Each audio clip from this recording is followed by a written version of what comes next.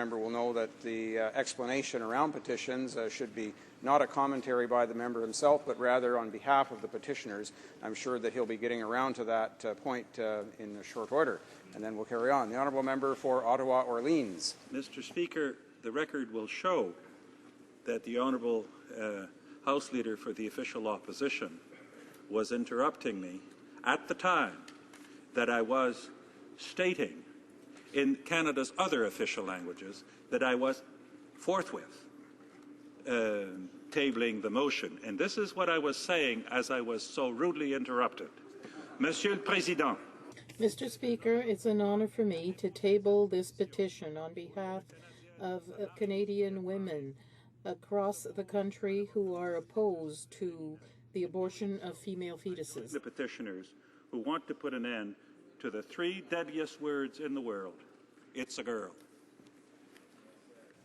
Presenting petitions, the honourable member for Thunder Bay, Superior North. Thank you, Mr. Speaker. Mr. Speaker, I have a petition from across Canada, hundreds of petitioners who are concerned about funding to CBC. They feel it's very important, especially for CBC radio in both languages, that there be national, regional, and local programming to underscore our shared national consciousness and identity. They also comment that the $1 billion that Canada invests in CBC results in over $4 billion in economic benefit to the country. So, Mr. Speaker, I'm very pleased to present this petition on behalf of petitioners from Thunder Bay and across Canada. Thank you. Presenting petitions, the honourable member for Winnipeg North.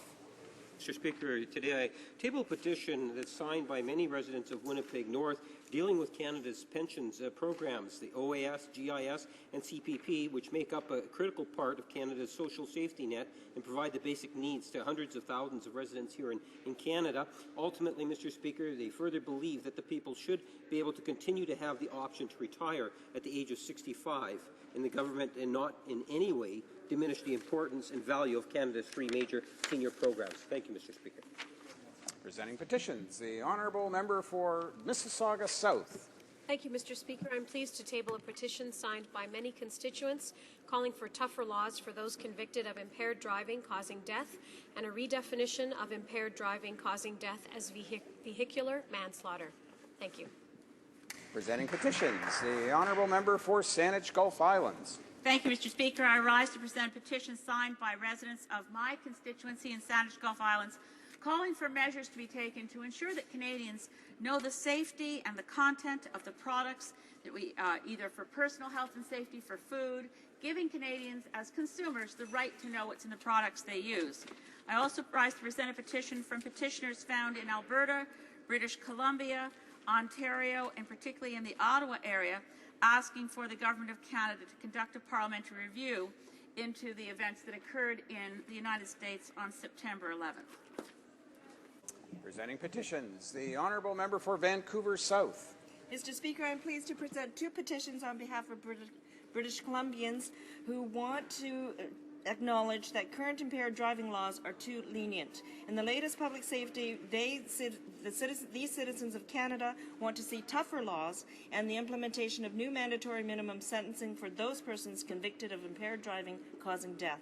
And they also want to see the Criminal Code of Canada to be changed to redefine the offence of impaired driving causing death as vehicular manslaughter. Thank you, Mr. Speaker. Presenting petitions, présentation de pétition. Questions on the order paper. The Honourable Parliamentary Secretary to the Government House Leader. Thank you, Mr. Speaker. Mr. Speaker, questions Q 749 and 751 could be made orders for returns. These returns would be tabled immediately. Is that agreed? Agreed? Agreed and so ordered. The notice of motions for the production of papers. The Honourable Parliamentary Secretary to the Government House Leader. Well, actually, one more thing on questions on the order paper, Mr. Speaker. I would ask that the remaining questions be allowed to stand. Well, I thank the Honourable Parliamentary Secretary for preventing me from getting ahead of myself there. Is that agreed also? Agreed? Agreed and so ordered. And now we'll go to notice of motions for the production of papers. The Honourable Parliamentary Secretary to the Government House Leader. Thank you once again, Mr. Speaker. Mr. Speaker, I ask that all notices of motions for the production of papers be allowed to stand. And is that agreed? Agreed? Agreed? Agreed and so ordered. Orders of the day, ordre du jour. Ordre émanant du gouvernement. Government orders, business of supply, opposition motion standing in the name of Mr. Scott regarding proportional representation. Aujourd'hui étant le It being the final supply day in the period ending December 10, 2014, the House will proceed to the vote on money bills. Do honourable members agree to distribute the bill now? Agreed? Agreed? D'accord? Oui? Agreed and so ordered. Mr. Scott, seconded by Ms. Latendresse, moves that in the opinion of the House,